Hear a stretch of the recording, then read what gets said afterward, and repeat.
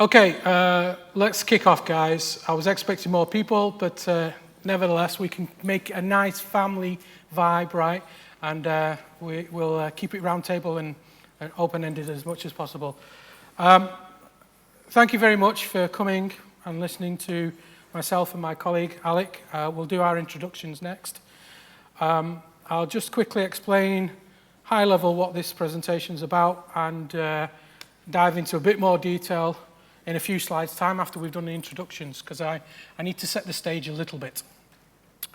This presentation is really about our journey in terms of moving our customers away from vCloud Director to vRealize automation, and only in a specific scenario, which I'll explain in a few slides. That being that, let's do our introductions very quickly. So if you don't know me, my name is El-Qasem. My title today is Global Cloud Architect in the CTO office of an organization called Canopy Cloud, which is part of the Atos group. I've been a blogger for 10 years, if you didn't know that already. I mean, usually when I do an introduction of myself, I usually go into brag mode and tell everyone how I've been a VMware instructor or worked for Veeam software in the past. But I thought there was time for a change and tell you something interesting about me and a few personal things. So I like music. I like everything from jazz. I mean, it says Diva Soul on there. I like techno as well from the other extreme. And if you were in my session last year, you would have known and found out that I'm a bit of a techno bedroom DJ as well. My favorite sweets are Parma Violets. Who else likes Parma Violets? You've never tried one? There's one or two people here. Seriously, you should try one because they're really nice. No, they're not. Yeah, that is a good idea. That's actually better than the freebies I've got this year. And if you like sheds or tree houses, you're kind of all right in my books, right? Yeah, I'm getting older, and those are the kind of things I'm interested in today. So, oh shit! How did this get in there, Alec? I don't know. I don't know. Sorry, buddy.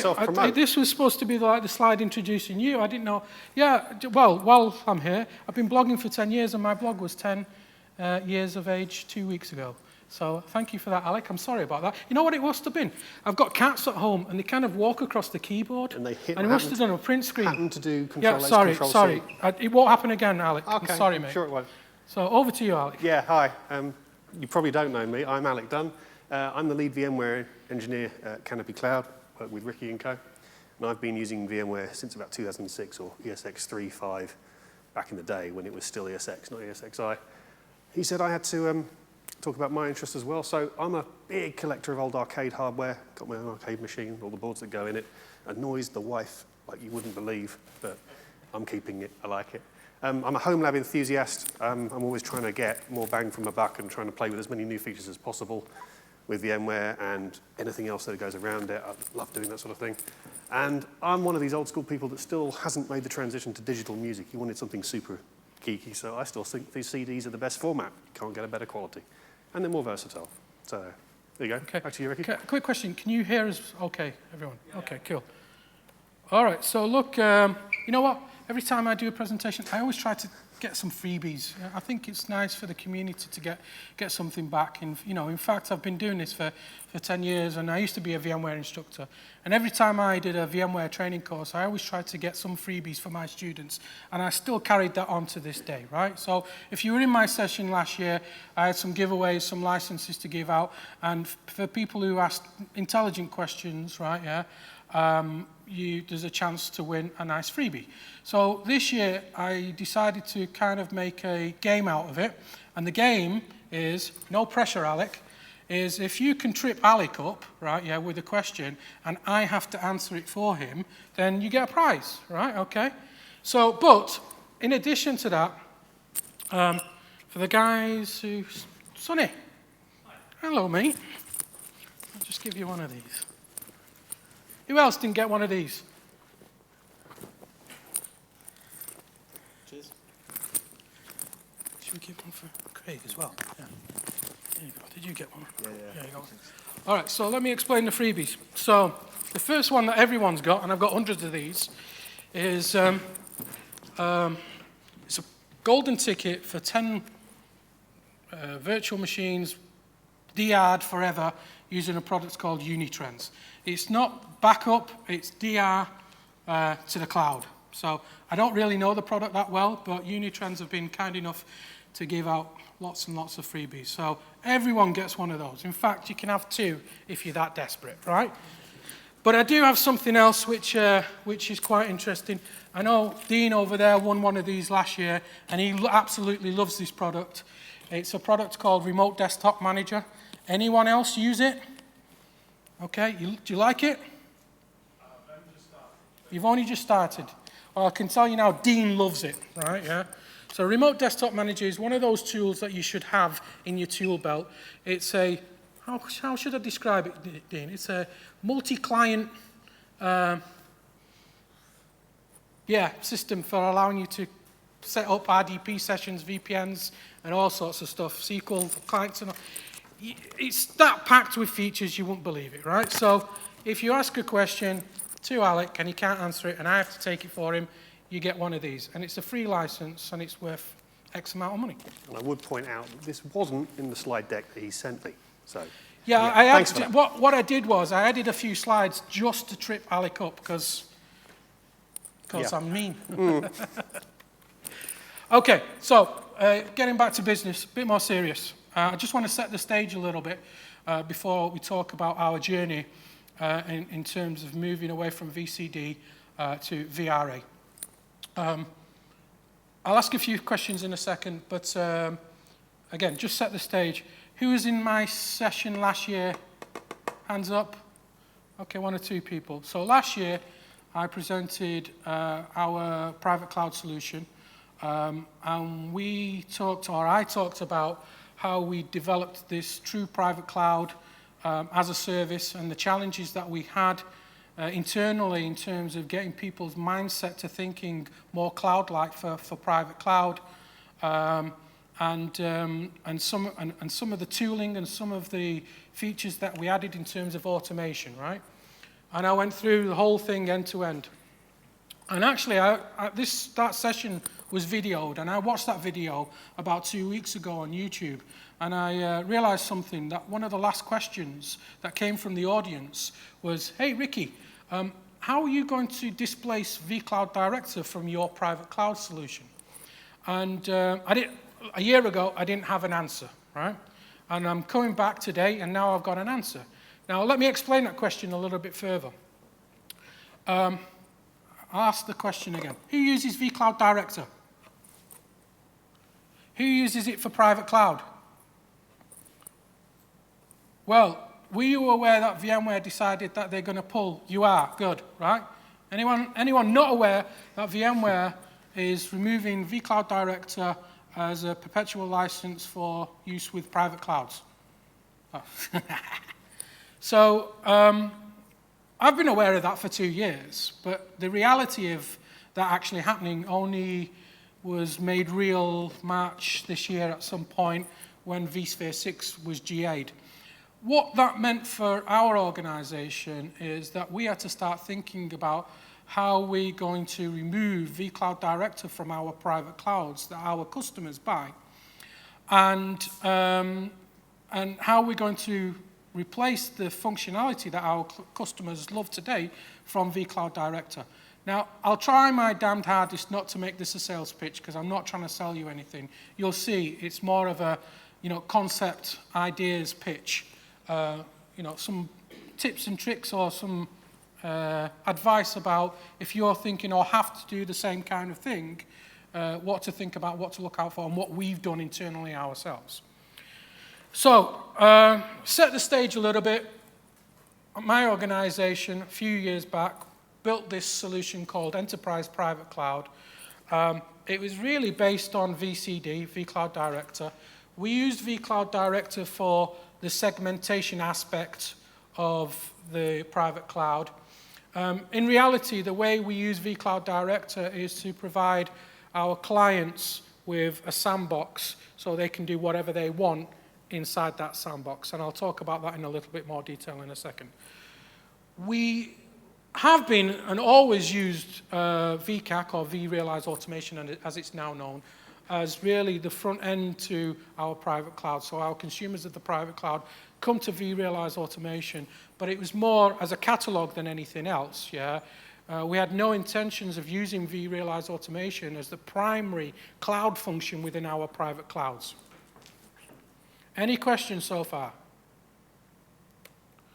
So, just to go into that into a little bit more detail, and if I'm teaching you to suck eggs, just please go along with it for the moment. We are using vCloud Director to provide, departmental segmentation for our customers. Maybe aligned to departments or different groups of peoples or different locations. However, the customer wants to segment up the resources of the infrastructure. And our infrastructure is based on vBlock technology from VCE. We also, just out of the nature of how we design the private cloud, we also allow fully managed virtual machines to reside on the vSphere level as well. I'll kind of talk about why we've got this mix and match of different platforms as we go through the discussion itself. But that's how we were using vCloud Director. Really, it was about the segmentation of the resources. The cloud consumer portal was vCAC. So 2 years ago, VMware came to us and said, look, you're going to have to think about removing vCD. We're going to stop doing it on the perpetual license. That means no more vCD for private cloud customers. That, by the way, differs internally at VMware to who you talk to. So if you talk to the VSPP people, they'll tell you you can still use vCloud Director for private cloud, right? Yeah, that's you, isn't it, Ashley? Yeah. So yes, you can. No, you can't. And they, yeah. So I'll let you people in VMware fight it over and come back to us when you're ready, right? But the situation is VMware asked us to remove vCloud Director from our private cloud. And 2 years ago, the thinking was that we would displace VCD and use VRA as a complete replacement of what vCloud Director was doing for us previously. Now, that's where the challenge started. So as of March this year, when VMware said we're pulling the plug, that's when we had to start mobilizing, and clever people like David over here had to start getting gray hairs through worrying about what we were going to do about displacing VCD. And the idea is to use it as a single pane of glass, and VMware kind of alluded and led us down the path to thinking that everything that was in VCD was going to be ported into VRA, vRealize Automation. And that wasn't the case. But we kind of got around it, right? Actually, I've already done this pitch once before at the London VMware user group. And I used that as an opportunity to have a big moan about this situation.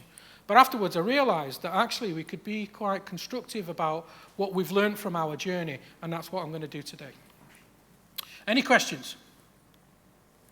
Okay. Let's keep going. So, I'll explain something very quickly. I'm not an engineer within the organization. I work for the CTO office now. But previously, I created the high-level design for our private cloud.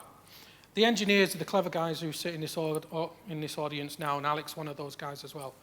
So I came to the table and said, okay, we need to remove vCloud Director. Clever people, make it so. So we started to discuss all the features and functionality that we'd miss by removing vCloud Director. And that's what we're going to do in this session. I'm going to talk about the feature that I think is important, still important to our clients, and Alec's going to discuss how engineering are going to fix my problem, right? Yeah. Okay. So the first of those features I think is important is the ability to build a virtual machine from scratch. Can you do that today with vRealize Automation?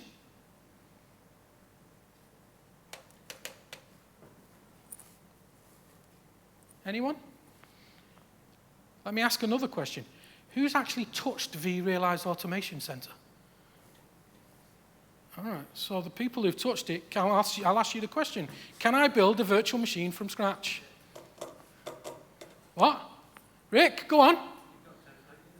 If you've got a template, right? Yeah. So okay. The point behind this is I can't go to the vRealize automation portal and build a virtual machine and convert it to a template throughout that, just in that one portal, right? And I had that ability with vCloud Director before. Yeah? I can create a template from an existing virtual machine, that's fine, right? Yeah? But I can, as a standard consumer, go to vRealize automation and create a virtual machine from scratch and convert it to a template, right? Even worse still, even if I had the virtual machine already, I can't do that as a normal consumer. I have to be a tenant admin. So it's about roles and permissions. Now, before Alec answers this question, because I'm going to give him a hard time, right? Just to kind of help you understand a little bit further in terms of our solution, you know, at the beginning I said this is a private cloud as a service. Now that's important, right? So our customers buy into this technology as a service, yeah? It's not something we say, hey, there you go, Mr. Customer, you operate it, we walk off site, it's all up to you. We take it to our customers and we operate it for them. And as part of that service, you know, we have to ensure resilience and stability of the system. So we don't let our customers, even though that our customers own the private cloud, we don't let our customers touch the underlying infrastructure like vSphere, for example. So when I ask this question, can I build a virtual machine from scratch? The answer is no, because as a customer cannot come along to our private cloud, jump onto vSphere, create a virtual machine, and Bob's your uncle and off you go. Whereas previously, before, when we had vCloud Director, we had that kind of capability. So, Alec, how are you going to fix this problem for me? It's all right. We can do that. Give me the next slide. It's reasonably okay to do this. We just have to use vRealize Orchestrator and the Advanced Services Designer feature of vRA. And that way, I can give you a blank blueprint with a load of configuration items that you can pre-select as a customer that we've defined in the background using property dictionaries and other such things. So I'll be able to give you your OS type. I'll be able to give you your ISO if we've got one ready to mount. And if you select all of those options and hit go, I can get you a machine through Orchestrator up nice and ready without them having to touch vSphere. There you go. So what you're saying is basically you can present a blank blueprint, blank virtual machine, and as part of deployment, we've got the option to provide parameters to which ISO image will be connected to the virtual machine. Yep, so you can have a VM provisioned without having to touch vSphere itself, and then you can boot it up, spin it up, and install your OS. Fine, there you go. All right, I mean, any questions so far? Yes, sir.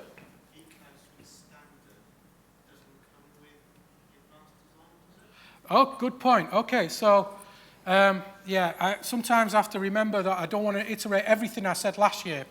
So our solution, and I'll just repeat the question that you're asking, does the vCloud Advanced Suite, Standard Suite, come with the Advanced Designer capabilities, right? That doesn't matter to us because our solution is based on the Enterprise Suite. Answer your question? But it is unfortunate because... Is there a way of doing that without I'm going to answer that on one of the very last slides. It's something I want to hold off, right? But he has There was another question. Yes, sir. What was if I want to use a custom ISO? What? Sorry? What if I want to use a custom ISO to custom version of Windows or Linux?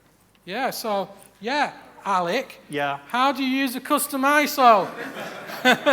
Funnily enough, we thought of that. Yeah, because in vCloud Director, you can upload an ISO, right? How do you do that in VRA, buddy? Well, how? You don't. That's the thing. But it's not a problem because we can build an ISO portal and present that to customers. So we've got a web page that will be able to upload an ISO of a customer specification to a database, and then we can populate VRA property dictionaries with a list of those ISOs.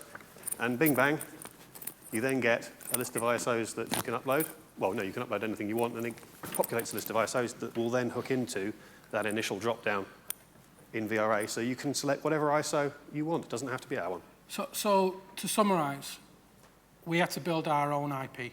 In fact, the person who built it's just sat in front of you there, right? Yeah. So David was very kind enough in his own time to build us a nice little portal that allows us to upload ISO images. And that's how we fix that problem. So maybe the answer isn't just native, right? You might have to do some development to get around. But we felt it was that important to our clients to mirror as much as what they had previously, that we were going to go and do it ourselves if necessary, right? See, I was kind enough to give them the license anyway, Alec. I know, even though I answered it. So, Alec, on that kind of line of thinking, in vCloud Director today, I can go along and create my own catalog, right? My own personal catalog. Can a standard consumer, cloud consumer of VRA go and do that? I don't think so, unless they've got the elevated privileges. But I don't want to give my customer elevated privileges. So how are you going to create and build or allow customers to build their own catalog? Well, click me onto the next one and I'll tell you. We can basically create it's a bit of a hack, but you can basically create a blueprint to request a custom catalog item. Again, this is another thing that hooks in with custom workflows that we have in VRO that, given user input, will then go and create custom catalogs for the user. I just want it's to kind of more of a concept at this point, isn't it, really, Ricky? I want to just ask a question first, Alec, right?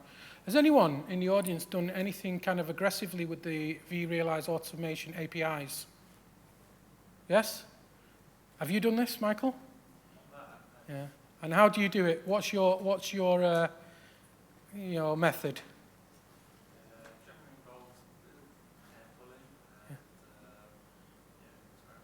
So do you use VRO to do a lot of the orchestration?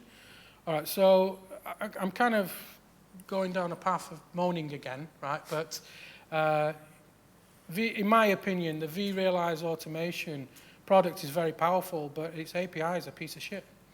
And yeah, I'm sorry, it is. It really is. It's very awkward, very difficult. And actually, the API comes in two parts, and half of it isn't documented. So you have to be creative and crack out into VRO to do a lot of the work. And that's the kind of, challenges and experience that we're having today as well. I think VMware, revision by revision, are actually getting better, maturing the API, but it's still a problem, even in the next version as well. Dean. Right, I'm James. James, sorry.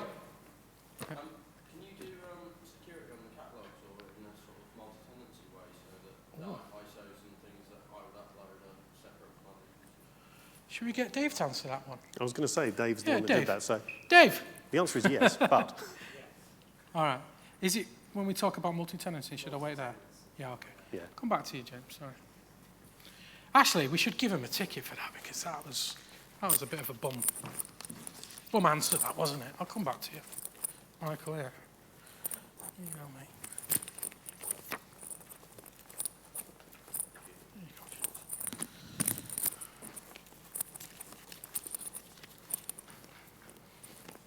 Yeah, multi-tenancy is a good one, James.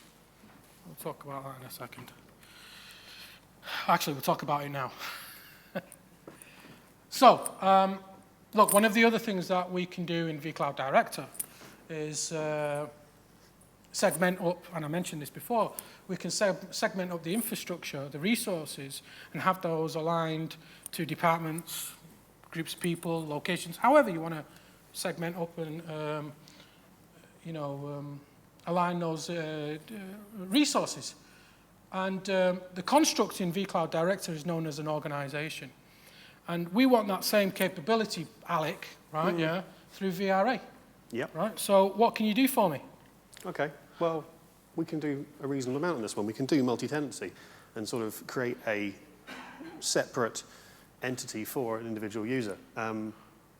Slide, I think, the next one. Thank you. That organization that you talk about is made up of many, many components, some of which are shown on the board here. Things like creating a tenant, adding the user to the portal. All of that, the idea is so we can automate it for you and create an organizational-like structure within VRA. Now, I know on there it says, like, add tenant brackets ticket. It's not. We've basically automated it all for you through VRO. So you can use a JSON file to enter your tenant information and click a button, and then we'll go off and create that all for you. And we're working on the rest of it, but we have things done for you already. So you tell me that a standard user can come along and request the creation of a new tenant, Yeah, which we called an organization before. Absolutely. Right, yeah. Little And that could be automated. I know previously it was a manual ticket, but you tell me it's now automated. Yep, done it. All right, cool.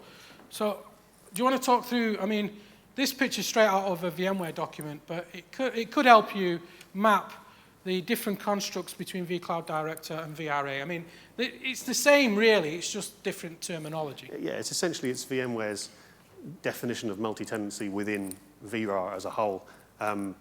You have your resource split up, and the way you define the resources per tenant is through having fabric groups which have access to particular resources. So you can separate out resources per tenant via fabric group, and then breaking those down into reservations, say, of some storage, some compute, some memory reservation for within that fabric group that could be a departmental resource, for example. And then you control access to those individual reservations by use of business groups. Now, that's VRAR's way of defining permissions and hierarchy within an organization so that you can have admin users that go on that can do everything and see everything, and you can have users that go on and see very little. Crucially, it's the business group that really defines the tenant permissions as to what they can do, because the rest of it can sit on shared infrastructure. But by using fabric groups in a quick way, we can separate that out for you. So that's how we're going to do it. Well, that's how we've done it. Sorry to rush you, Alec. No, We've it's got all right. like about 10 minutes or so. I know, you but, talk too much. There's still a lot of stuff going on. Okay, so next thing is, I want to spin up a virtual data center. That's another construct, and we saw that really on the last slide. You could define that as a fabric, right? Yeah. So how are you going to do that for us? Well, it is like that. It's essentially we're going to have to create a blueprint or an advanced service catalog item to request a resource within vSphere and go from there. Now, this one is more of a concept because we haven't quite made it yet. I'm sorry, I haven't delivered everything you asked for. Right, that's fine. We do have that. We can order a self-managed data center, and that will set up business groups and put permissions in, set everything up so that people will be distinct. So no pressure, but when can I have it? Monday. Okay. All right, so this really is just to help you.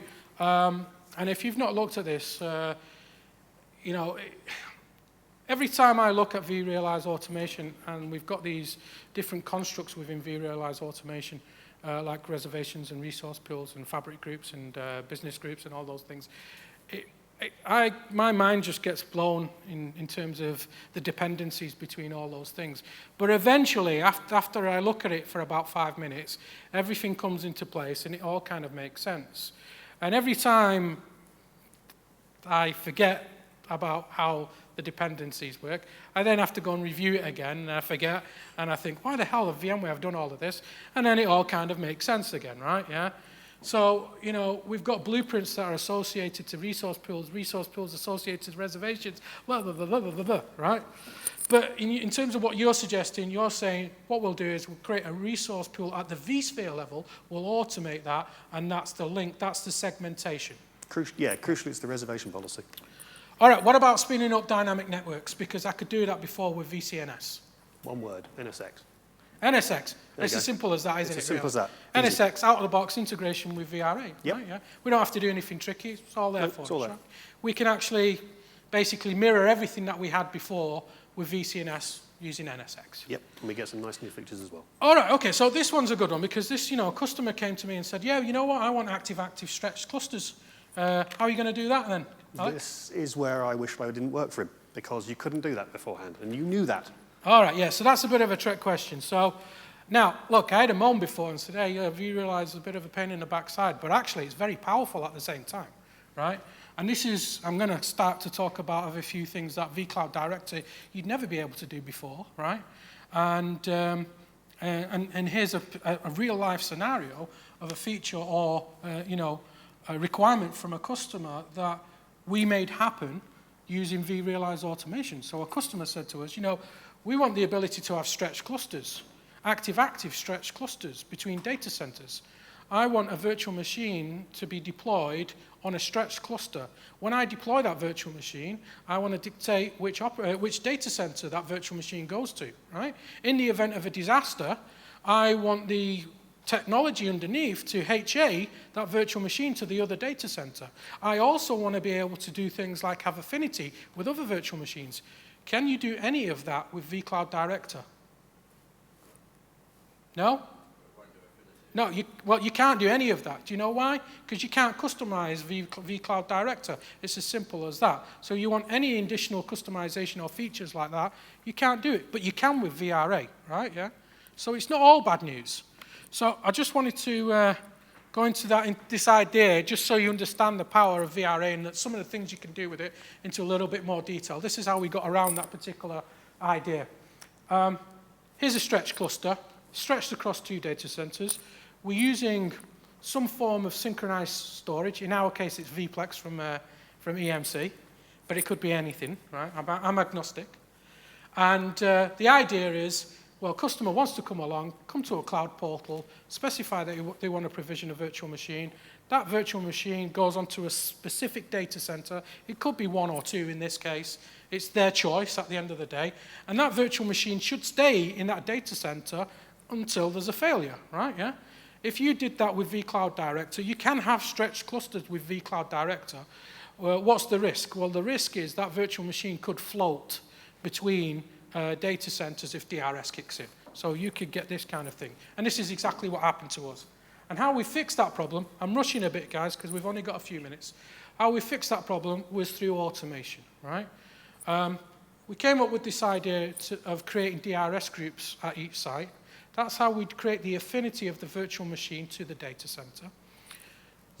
What we can do with DRS groups, and DRS groups, by the way, is a native feature of vSphere, is we can do things like, it's got its own automation built in. We can stipulate what happens to the virtual machine if there's a failure, right, or some kind of failure. If one blade goes down, should the virtual machine move? Well, the answer is no in this scenario because the data center is still running, so there's going to be other blades that could take that virtual machine. What happens if all blades go, or the whole data center goes down? Do I want the virtual machine to be HA to the other data center? Well, the answer is yeah.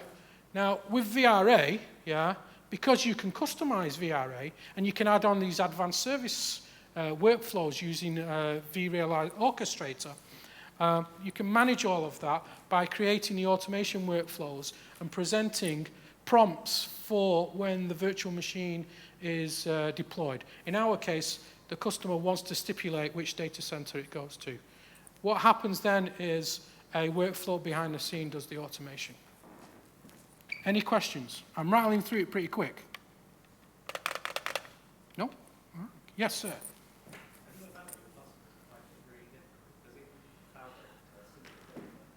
Can you say it louder? Sorry. Have you found that customers are finding this way of doing something really difficult with their data with VCD? I wouldn't have thought so. It's a good question. I'll ask them. Next time I see all of my customers.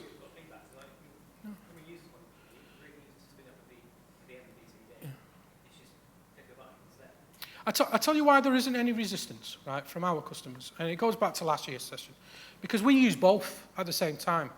So we're using vCloud, back then VCAC, as the portal where things got done like the catalog, right? So they were always going to that anyway.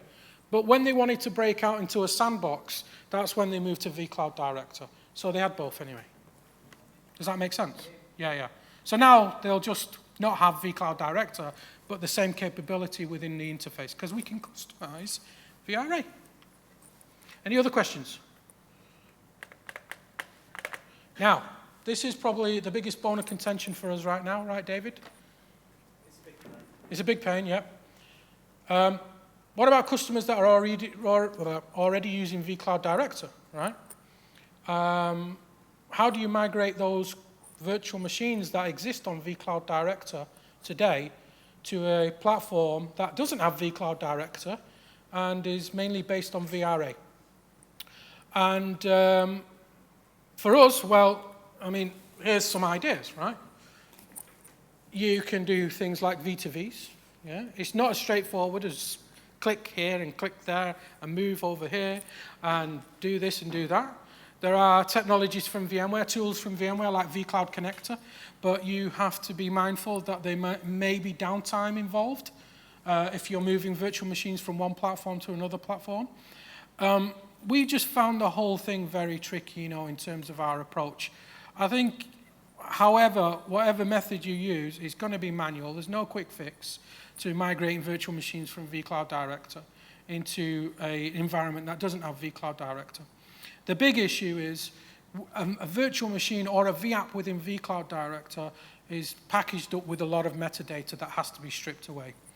The other thing that you need to be aware of, and I'll talk about this in a bit more detail, is if you want virtual machines that existed on vCloud Director previously to be visible not on the vCloud Director portal, but in the VRA portal, what you have to do is associate that virtual machine to a blueprint, a template, one of the catalog items within VRA.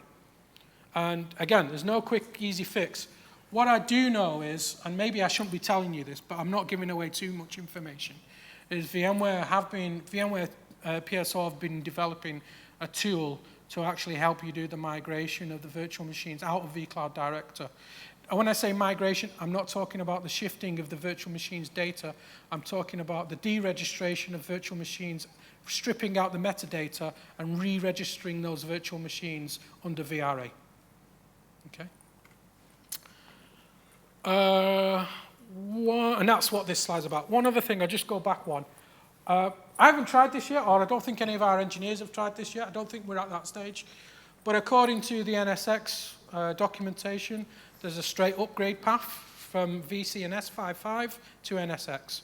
So I'm hoping what that's going to do for us is keep the same configuration we had previously within vCNS. So keeping hold of those edge devices and all the parameters with those edge devices. Now, little tip. Any questions? Because I've got a few more licenses here. Do you, yes, sir? Yeah?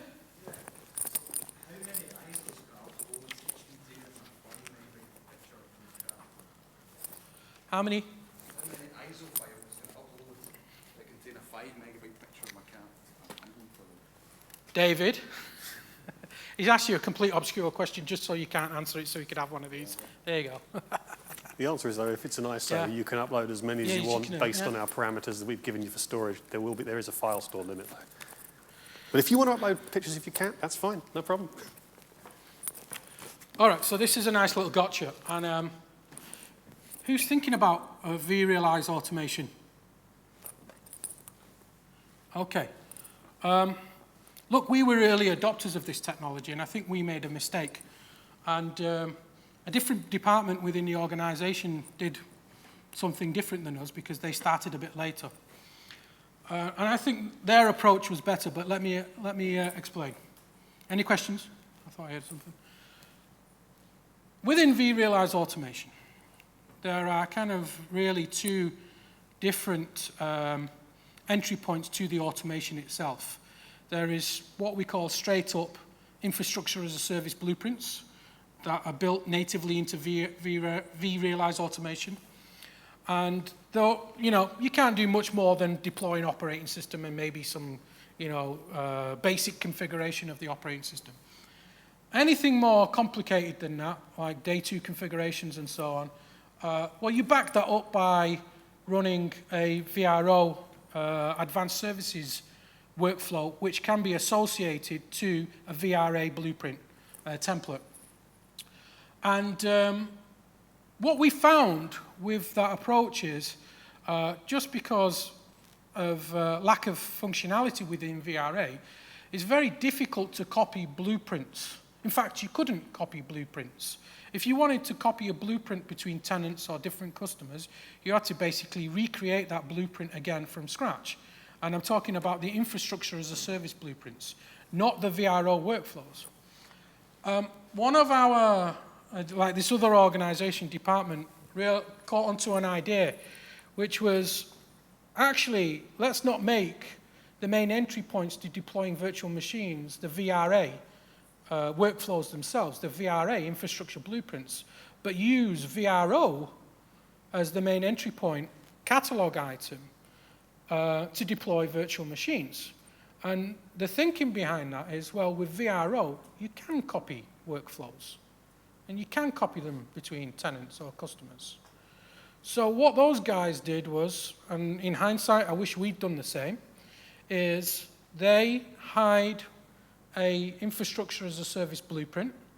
They create one for each operating system, but they hide it so the customers don't see it.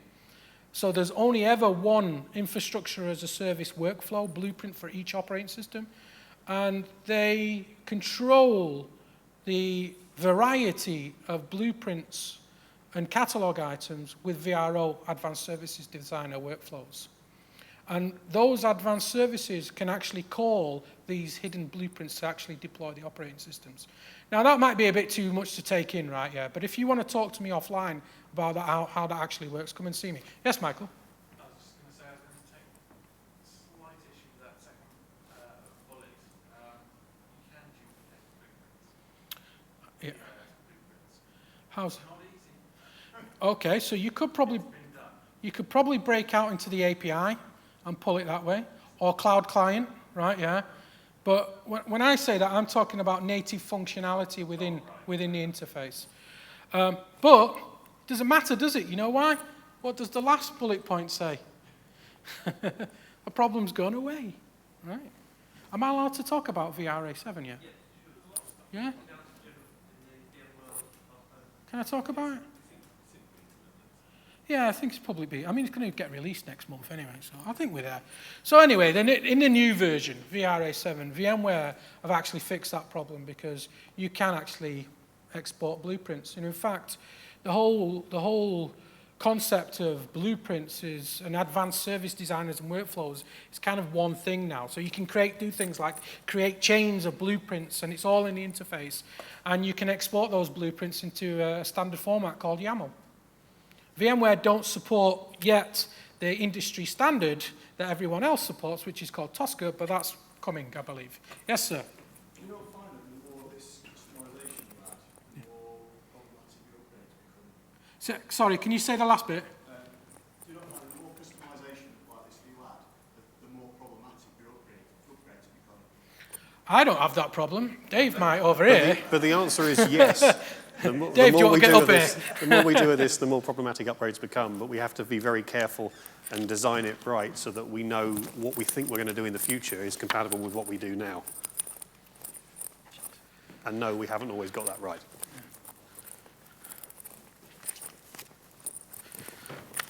All right, yeah, so if that was a bit too much to take in, I can explain it into a bit more detail if you want to talk to me afterwards. But that kind of concludes our presentation. If there's any other questions, but I'll just finish up by saying, look, we'd love to keep vCD because it would have made our life easier, to be honest. We wouldn't have had to engineer all this stuff, create all these different blueprints, create portals for uploading ISO images. That might be fruitless as well because we might find out in later versions of VRA that VMware have done that themselves as well, right? Yeah. But it's definitely not a showstopper. And if you think about it, it's kind of a love-hate because at the end of the day, vCloud Director, as good as it was not customizable. And we need a customizable solution. And that's what VRA brings us. Okay? Any other questions? Yes, sir. Do you think you could expose certain hardware cards to clients as well? To use, for instance, the NVIDIA grid cards, someone who wants better graphics processing into their VM? Well, I mean, are we talking about EUC here? Because, I mean, VMware is starting to kind of push the whole automation self-service thing down the EUC path as well. So you can use VRA for that scenario. And if that particular scenario can be automated because the APIs exist within Horizon, for example, then you can do anything. Yeah. If whatever you're trying to orchestrate has an API, the options are endless. Any other questions? Yes, James. Sorry, I won't say Dean again. Most of what you talked about is obviously with private cloud, but have you thought Yeah, so Or is it still be that direction? I have to be careful what I say. Yeah, we've struggled big time with VRA now, public cloud. Yeah, because at the end of the day, it has this construct of tenant. Yeah, but yeah, it's been tricky, mate. Very, very tricky. I'll do next year's session on that one. Right, yeah. I could make a whole hour out of it. Full multi-tenancy through Yeah. VRA. There's bits missing dive. for multi-tenancy, let's put it that way. Yeah. So for public, stick with vCloud director? Well, we've got both. We've actually got 2 public clouds, and one's based on vCD and one's based on VRA. Yeah. But it swings and roundabouts as well, so. Any other questions? Yes? Does your price to the customer increase with VRA over VCD? This was in the suite, so we were buying it as a suite anyway. We had both products, so no difference in cost. Any other questions?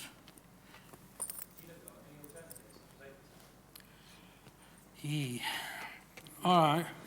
We are looking at OpenStack, but you know what? The OpenStack discussion is driven by customers, not by preference.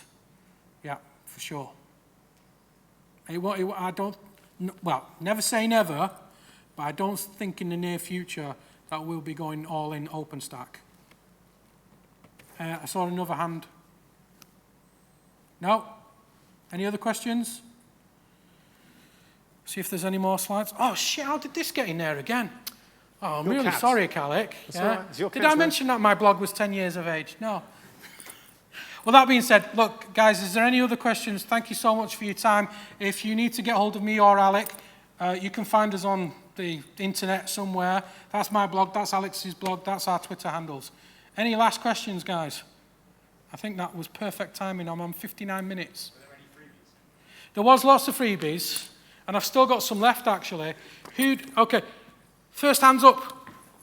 Oh, I saw 3, and I've got exactly 3. Thank you so much, everyone.